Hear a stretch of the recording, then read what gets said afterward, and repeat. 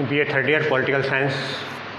की online class में आपका फिर से स्वागत है। जैसा कि मैंने आपको बताया था कि अमेरिकी विदेश नीति के जो चरण हैं वह आपको 1945 से और वर्तमान तक के निर्धारित किए गए। मैंने आपको 3 राष्ट्रपतियों की विदेश नीति और उनके शासनकाल में किए जाने वाले कार्य और अंतर्राष्ट्रीय क्षेत्र में किन देशों के साथ में कैसा संबंध रहा है या राष्ट्रीय हितों को बनाए रखने के लिए अमेरिका ने किस प्रकार से विदेशी राज्यों के साथ शीत युद्धकालीन समय में अपनी व्यवस्था को बनाया। इसके बाद देखिए, अब है आपका चौथा राष्ट्रपति, जिसे अपन कहते हैं कि अमेरिकी राष्ट्रपति जॉनसन ने यानी 1964 में राष्ट्रपति का कार्यभार संभाला और वो 1968 तक अपने पद पर बने रहे। हालांकि इनके शासनकाल में ये माना जाता है कि इन्होंने यहूदियों को बनाए रखने के लिए या यहूदियों को ज़्यादा से ज़्यादा प्रभाव बनाए रखने के लिए और अंतर्राष्ट्रीय क्षेत्र में शस्त्रीकरण को रोकने की नीति का अनुसरण किया। जैसे अपन मानते हैं, सबसे पहले परमाणु अप्रसार संधि जो 1968 में लाई गई थी वह विशेष तौर से अमेरिका की निशस्त्रीकरण के क्षेत्र में विशेष योगदान रखती है। सामान्यतः अपन मानते हैं कि राष्ट्रपति जॉनसन ने इसकी पहल करते हुए कहा कि वास्तव में आगामी युद्धों को रोकना है तो निशस्त्रीकरण को अपनाना आवश्यक है और उन्होंने 1968 में अप्रसार यानी परमाणु अप्रसार संधि को अस्तित्व में लाया गया और लगभग अधिकांश देशों ने इसका समर्थन किया। इसके बाद देखिए कि अपन मानते हैं कि 1967 से वहाँ पर इजराइल राज्य की जो स्थापना हुई थी वहाँ पर यहूदी निवास करते हैं और अरब राज्यों के मध्य और इजराइल मध्यों के यानी राज्यों के मध्य आपसी टकराहट की स्थिति यानी कि पैदा होती है और ऐसी स्थिति में अमेरिका ने इजराइल का समर्थन किया और इजराइल को भरपूर मात्रा में आर्थिक सहायता भी प्रदान की गई थी। इसके बाद देखिए कि एक विशेष महत्वपूर्ण जो घटना मानी जाती है और अमेरिकी राष्ट्रपति जॉनसन की विदेश नीति को अपन ये भी मानते हैं कि वहाँ पर विफल मानी जाती है, यानी उत्तरी कोरिया में यानी कि अपनी जासूसी को बनाए रखने के लिए या अपन ये कह सकते हैं कि जासूसी प्रवृत्ति को ज़्यादा महत्व देकर वहाँ की गोपनीय जानकारी प्राप्त करना चाहता था, लेकिन अमेरिकी जासूसों का पकड़ा जाना एक विशेष महत्वपूर्ण घटना मानी जाती है। यानी कि 23 जनवरी 1968 को उत्तरी कोरिया के क्षेत्र में कुछ व्यक्ति या जिसे अपन नाविक कह सकते हैं, उन्होंने अमेरिकी जासूसी के आरोप में उत्तरी कोरिया ने पकड़ लिया और उन्हें यहाँ तक कि देने से इनकार भी कर दिया, लेकिन आपसी समायोजन के बाद यानी उन्हें बाद में छोड़ दिया गया। लेकिन यह अमेरिकी विदेश नीति की हार मानी जाती है। इसके बाद देखिए कि राष्ट्रपति जॉनसन का कार्यकाल समाप्त होते ही दोबारा जब चुनाव हुए थे तो उसमें अमेरिका के राष्ट्रपति रिचर्ड निक्सन को सत्ता प्राप्त हुई और वे 1969 से और 1974 तक अपने पद पर बने रहे। इनकी विदेश नीति में भी विशेष तौर से ये माना जाता है कि उन्होंने दोनों नीतियों का अनुसरण किया। एक तरफ वह अपने खेमे को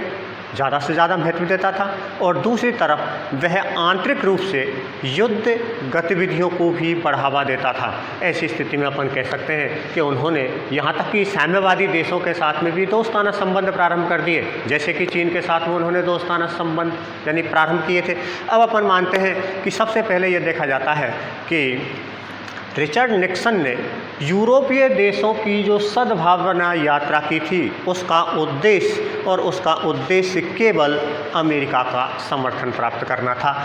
और उन्होंने इस यात्रा को 1970 में किया था। लेकिन बेल्जियम को छोड़कर सभी राष्ट्रों में इस राष्ट्रपति का विरोध हुआ और कहीं पर भी उत्साह नज़र नहीं आया। इसके बाद देखिए दूसरी है कि चीन के साथ में दोस्ताना संबंध। उन्होंने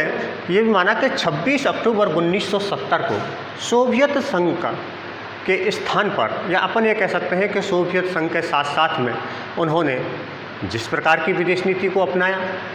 कि अब यहाँ पर साम्यवाद का विकास नहीं होना चाहिए या अन्य देशों में नहीं होना चाहिए। इसके बाद में भी देखा जाता है कि जब चीन में साम्यवाद की स्थापना हो चुकी थी और चीन अपनी प्रगति को बढ़ाए हुए था, ऐसी स्थिति में अमेरिका ने चीन के साथ में दोस्ताना संबंध बनाना प्रारंभ कर दिया और यहाँ तक कि 1970 में संयुक्त राष्ट्र संघ की समर्थन यानी संयुक्त राष्ट्र संघ की सदस्यता का भी उन्होंने समर्थन किया, जो विशेष तौर से ये माना जाता है कि अमेरिका ने दोहरी नीति का अनुसरण किया कि जहां विकासशील राष्ट्रों की श्रेणी में आने वाले चीन को अपने पक्ष में करने का प्रयास किया। इसके बाद देखिए युद्ध कूटनीति।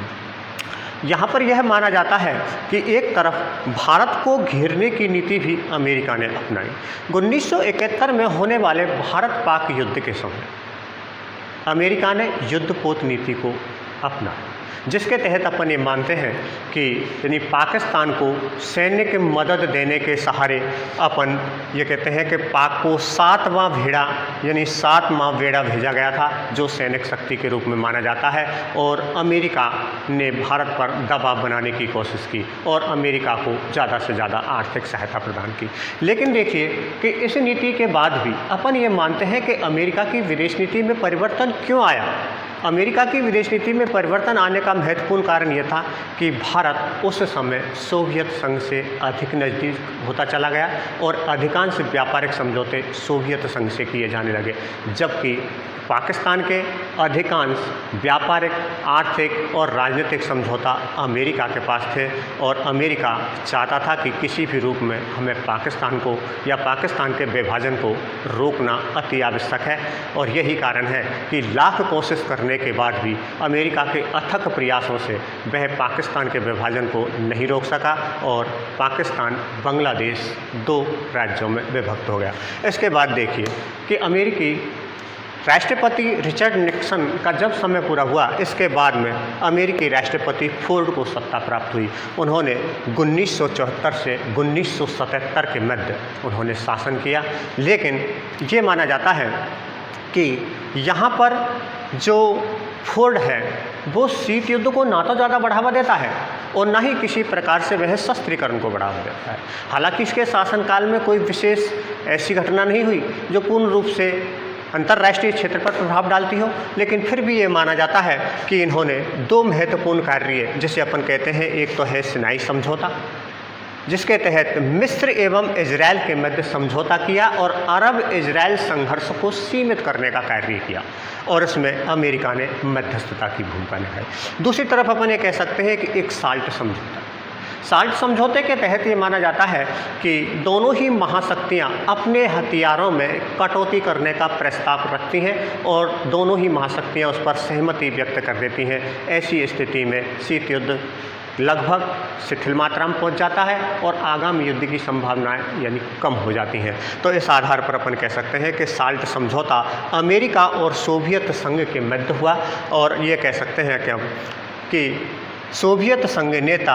ब्रेजनेव के नेतृत्व में यह समझौता संपन्न किया गया। हालांकि ये माना जाता है कि दोनों ही राष्ट्रों के मध्य संबंध अच्छे बन जाएं और शीत युद्ध समाप्त हो जाए, इसलिए कोशिश फोर्ड ने ये की थी कि किसी भी रूप में दोनों देशों के मध्य समायोजन की स्थिति बनी रहे। लेकिन ऐसा हो नहीं पाया क्योंकि साल्ट समझौते के बाद भी सोवियत संघ ने अमेरिका से किसी प्रकार का संबंध रखने, किसी प्रकार का व्यापारिक समझौता, किसी प्रकार से आणविक समझौता या अन्य प्रकार का कोई संबंध स्थापित नहीं किया। इसके बाद देखिए फोर्ड के बाद में राष्ट्रपति आता है, राष्ट्रपति जिमी कार्टर। जिमी कार्टर का कार्यकाल माना जाता है, अपन कह सकते हैं कि राष्ट्रपति जिमी कार्टर और अमेरिकी विदेश नीति 1977 से 1980 के मध्य किस प्रकार से प्रभावी रही। सामान्यतः देखिए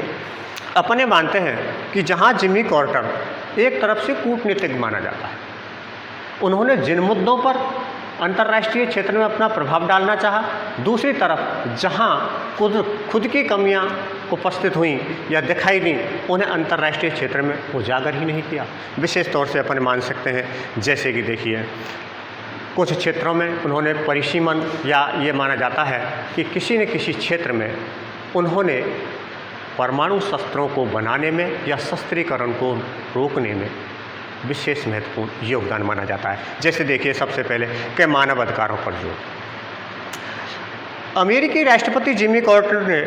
उरुग्वे, अर्जेंटीना और इथियोपिया जैसे राष्ट्रों में मानव अधिकारों का जो हनन होता है उसका मुद्दा तो उठाया संयुक्त राष्ट्र संघ के समक्ष, लेकिन फिलीपींस, दक्षिणी कोरिया एवं ईरान में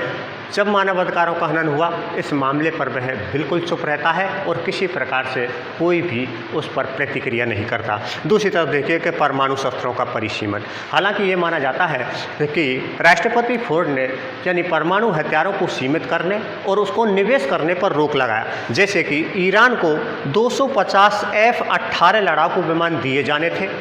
और दूसरी तरफ यानी पाकिस्तान को 110 A-7 बम वर्षक विमान देने पर सहमति हुई थी, लेकिन उन्होंने इस